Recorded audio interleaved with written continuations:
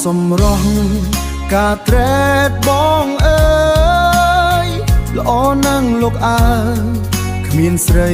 ណាផ្ទឹមដួងចិត្តប្រុសផ្ដិតស្នាមញញឹមការត្រេតមាសមុំទុកក្នុងអរ៉ាទីតែការត្រេតជាផ្កាទងមីផ្កាអូនខ្ពស់ណាស់ផុតពីហត្ថថា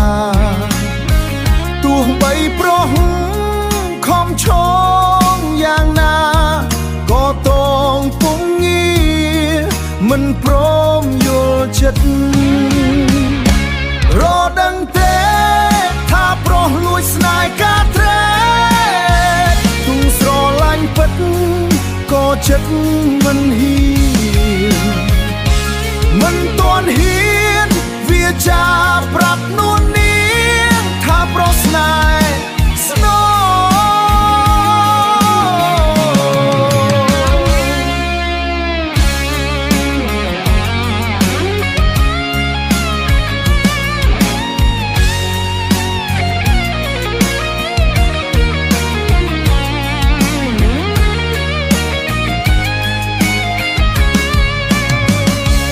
ទួងអូនគិត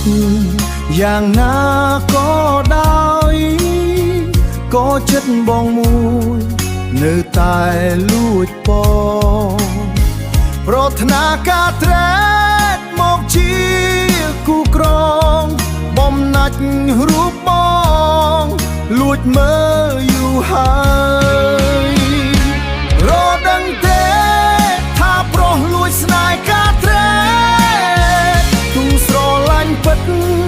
ក៏ចិត្តមិនហ៊ាន